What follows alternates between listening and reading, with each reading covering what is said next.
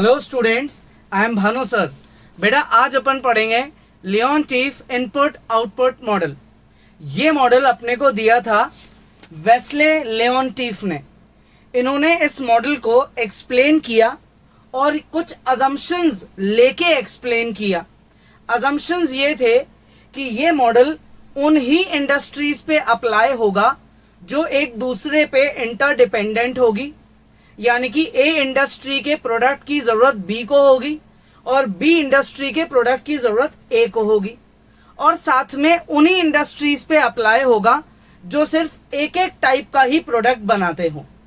अपन इस मॉडल की स्टडी करेंगे, इसकी एक एक टर्म को समझेंगे, इसका फॉर्मूला कैसे डिराइव हुआ वो भी पढ़ेंगे। इस वीडियो को कंप्लीट करने के बाद आपको ये टॉपिक बहुत इजी लगेगा। जैसे ही आप ये वीडियो कंप्लीट कर लो, नेक्स्ट वीडियो जो इसके क्वेश्चंस का है आप उसे जरूर देखना, एल्स आपको ये समझ नहीं आएगा कि क्वेश्चंस अप्लाई कैसे होंगे, मतलब फॉर्मूला क्वेश्चंस में कैसे अप्लाई होगा और वो सॉल्व कैसे होंगे। तो स्टार्ट करते हैं। देखो, लियोनटीफ के अकॉर्डिंग अपन दो इंडस्ट्रीज अज्यूम करेंगे। जैसे मान लो एक है इंडस्ट्री ए और एक है इंडस्ट्री बी। ए इंडस्ट्री जो है वो स्टील इंडस्ट्री है, यानी कि स्टील मैन्युफैक्चर करती है, और जो बी इंडस्ट्री है वो मानते हैं अपन कि पावर इंडस्ट्री है। पावर का मतलब इलेक्ट्रिसिटी बनाती है। तो जब ए इंडस्ट्री स्टील बनाएगी तो अज्यूम करते हैं कि उस इंडस्ट्री को steel as a raw material चाहिए और पावर भी एज अ रॉ मटेरियल चाहिए। कॉमन बात है, पावर तो सारी दुनिया को चाहिए, बिजली के बिना कुछ नहीं हो सकता। तो अपन ये मानेंगे कि अगर 1 यूनिट स्टील को डेवलप करना है, 1 यूनिट स्टील को डेवलप करना है, तो उसके लिए स्टील जो है वो कितना चाहिए 0.2 और पावर कितनी चाहिए 0.3। स्टील इंडस्ट्री ने ये देखा कि यार जब हम स्टील बनाना चालू करेंगे तो हमको steel as a raw material इतना चाहिए और power as a raw material इतना चाहिए। ठीक है यहां तक। अब पावर इंडस्ट्री की बात करें। पावर इंडस्ट्री को अगर 1 यूनिट पावर बनानी है तो उनको steel as a raw material चाहिए और पावर भी एज अ रॉ मटेरियल चाहिए। स्टील उनको चाहिए मान लेते हैं 0.4 और पावर उनको चाहिए 0.5। पावर इंडस्ट्री जब 1 यूनिट पावर बनाएगी तो उस 1 यूनिट पावर बनाने के लिए उनको स्टील कितना चाहिए 0.4 और पावर कितनी चाहिए 0.5 as a raw material, as a raw material. तो लियोनटीफ इन दो इंडस्ट्रीज का एग्जाम्पल लेके अपने को ये एक्सप्लेन करना चाहते हैं कि इनका इनपुट आउटपुट मॉडल कैसे बनेगा। अब यार जब स्टील और पावर यानी कि ए और बी इंडस्ट्रीज ने मार्केट से, अपन लोगों से और गवर्नमेंट से सर्वे करा तो उन्होंने ये पता किया कि स्टील की जो टोटल रिक्वायरमेंट है, स्टील की टोटल रिक्वायरमेंट मार्केट में कितनी है।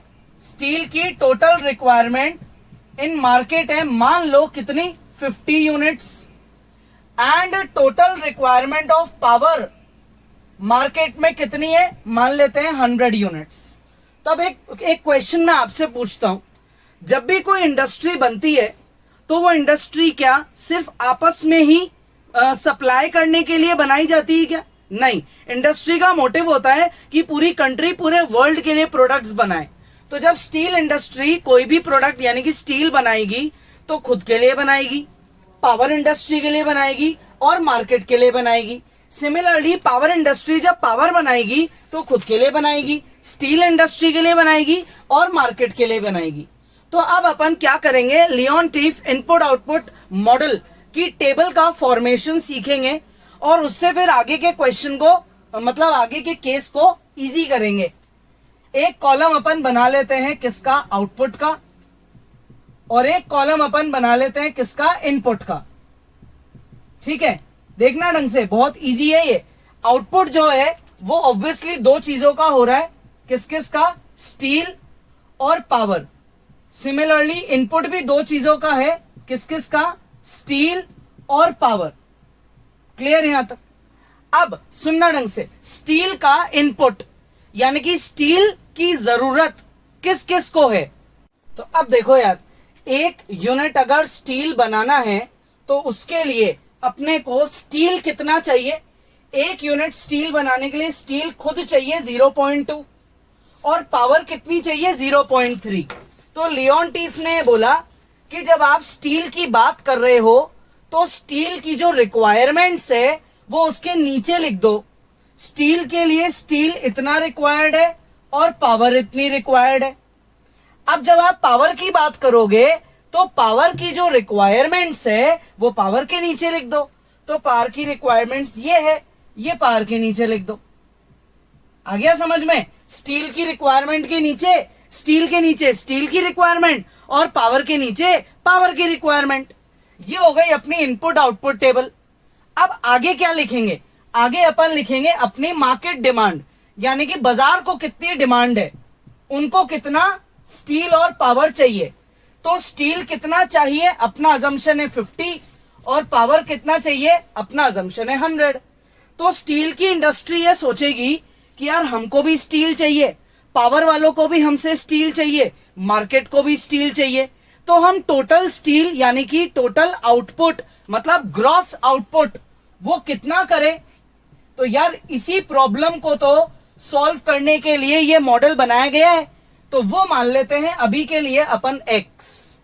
और पावर इंडस्ट्री सोचेगी कि steel industry, power industry, market सबकी डिमांड को सेटिस्फाई करने के लिए टोटल पावर कितनी बनाए, वो हो जाएगी वाई। तो लियोन टीफ मॉडल अपने को यह बताएगा कि अब अपने को एक्स और वाई कैसे निकालने चाहिए, किस तरीके से निकालेंगे। इसके लिए आप बहुत इजी प्रोसीजर फॉलो करोगे। क्या है प्रोसीजर? आप 3 मैट्रिसेस अज्यूम कर लेना, ठीक है। अब 3 मैट्रिसेस कौन कौन से होंगे? पहला मैट्रिक्स अपन ले लेंगे किसका, कैपिटल ए मैट्रिक्स। वो किसका होगा? वो होगा अपने कोएफिशिएंट्स का, also known as input output coefficients या टेक्नोलॉजिकल कोएफिशिएंट्स। तो अब अपन यहां लिखेंगे लेट ए मैट्रिक्स किसका मैट्रिक्स है, इनपुट आउटपुट कोएफिशिएंट्स का मैट्रिक्स है। फिर से बोल रहा हूं मैं, इनपुट आउटपुट कोएफिशिएंट्स को टेक्नोलॉजिकल कोएफिशिएंट्स भी बोलते हैं। लेट एक और मैट्रिक्स लेते हैं अपन डी। डी मैट्रिक्स किसके लिए है? डी मैट्रिक्स है आपकी डिमांड के लिए, यानी कि market demand, outside world demand या एक्सटर्नल डिमांड, कुछ भी बोल सकते हो आप। और ऐसे ही आपका एक्स मैट्रिक्स किसके लिए होगा? ग्रॉस यानी कि टोटल यानी कि ओवरऑल आउटपुट के लिए, या बोले टोटल प्रोडक्शन के लिए। तो यार इस हिसाब से जो मेरा ए मैट्रिक्स है वो बनेगा कोएफिशिएंट्स का 0.2, 0.3, 0.4 और 0.5, ठीक है। नेक्स्ट मेरा बनेगा डी मैट्रिक्स, वो बनेगा डिमांड का विच इज 50 एंड 100। नेक्स्ट बनेगा मेरा एक्स मैट्रिक्स, वो बनेगा अपने टोटल आउटपुट का।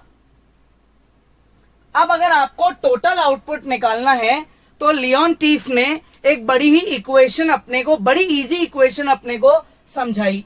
वो इजी इक्वेशन है x is equals to A X plus D. x क्या है? x है अपना क्या, ग्रॉस आउटपुट, a है कोएफिशिएंट्स, x है ग्रॉस आउटपुट और d है अपनी मार्केट डिमांड। इस ax को अगर मैं दूसरी साइड ले जाता हूं तो ये माइनस का हो जाएगा ना, x minus A X equal to D. अब मैं इसमें से x को कॉमन ले लेता हूं तो अंदर बचेगा i minus A equal to D. यार i क्यों बच रहा है? क्योंकि ये आपके x, a और d मैट्रिक्स हैं। जब आप मैट्रिक्स को कॉमन लेते हो तो 1 थोड़ी लिखोगे, डिजिट नहीं है ये मैट्रिक्स है। तो 1 की जगह अपन लिखेंगे i which is identity matrix. अब यार बेसिक मैथ्स क्या होती है कि मल्टीप्लाई की चीज डिवाइड में जाती है, लेकिन आप खुद बताओ मैट्रिसेस कभी डिवाइड होते हैं क्या? नहीं। यानी कि ये जब i माइनस ए डिवाइड में जाएगा तो मैं उसको क्या लिख दूंगा राइट साइड के लिए, मैं लिख दूंगा I माइनस ए का इनवर्स, I माइनस ए का इनवर्स मल्टीप्लाई बाय डी। समझ गए? ये चीज जाएगी डिवाइड में। अब मैट्रिक्स डिवाइड नहीं होते तो फिर मुझे इसको कैसे लिखना चाहिए? मैंने इसको लिख दिया इन फॉर्म ऑफ इनवर्स। ये है मेरी इक्वेशन। इस फॉर्मूले से मैं इतनी बड़ी प्रॉब्लम जो इंडस्ट्रीज में होती है उसे सॉल्व कर सकता हूं। ये फॉर्मूला अपने को किसने दिया? लियोन टीफ ने। मॉडल का नाम इनपुट आउटपुट मॉडल। अब इस फॉर्मूले में ये जो आपका ये बनेगा ना, ये I माइनस ए का मैट्रिक्स, उस मैट्रिक्स का क्या नाम होता है? लियोनटीफ मैट्रिक्स। I माइनस ए को क्या बोला जाता है? लियोनटीफ मैट्रिक्स, क्योंकि इसको लियोनटीफ ने डिस्कवर करा था। अब जब ये फॉर्मूला डिस्कवर हुआ तो इस फॉर्मूले की वैलिडिटी, यानी कि गिवन केस में फॉर्मूला वैलिड है या नहीं है, तो उसकी वैलिडिटी चेक करने के लिए तो हॉकिन और साइमन कंडीशन क्या थी? हॉकिन और साइमन इन्होंने बल्कि एक नहीं, दो कंडीशंस दी इस फॉर्मूले की वैलिडिटी को चेक करने के लिए। पहली कंडीशन क्या थी? इन्होंने ये बोला कि I माइनस ए का जो आपका मैट्रिक्स बनेगा, यानी कि लियोनटीफ मैट्रिक्स, उस मैट्रिक्स के डायगोनल एलिमेंट्स क्या होने चाहिए? Positive but less than 1। ठीक है, diagonal elements of I minus A must be positive but less than 1, यानी कि डायगोनल एलिमेंट्स 0 से 1 के बीच में होने चाहिए। यही तो हुआ, positive but less than 1। Second condition है डिटर्मिनेंट ऑफ I माइनस ए हमेशा क्या आना चाहिए? पॉजिटिव, यानी कि ग्रेटर देन 0। जो आपका I माइनस ए मैट्रिक्स बनेगा, उस मैट्रिक्स का डिटर्मिनेंट बना के जब आप एक्सपैंड करोगे तो आंसर आना चाहिए ग्रेटर देन 0। ग्रेटर देन 0 का मतलब क्या होता है? पॉजिटिव। तो ये हॉकिन साइमन की दो कंडीशंस थी इस लियोनटीफ के फॉर्मूले को क्या करने के लिए? इसकी वैलिडिटी चेक करने के लिए। मतलब अगर आपसे कभी भी पूछा जाए कि चेक करो whether the given condition, whether the given table is valid और नॉट, तो आपको ये दो कंडीशंस को चेक करना है।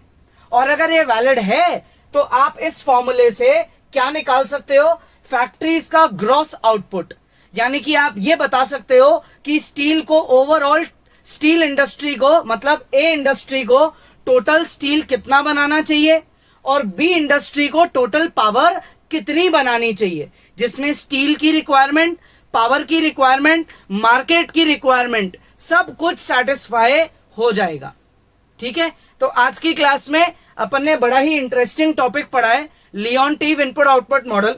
कोई भी डाउट है आज के वीडियो में तो आप इस वीडियो को दोबारा देखो, 2 बार 3 बार देखो, ढंग से इसको पक्का करो।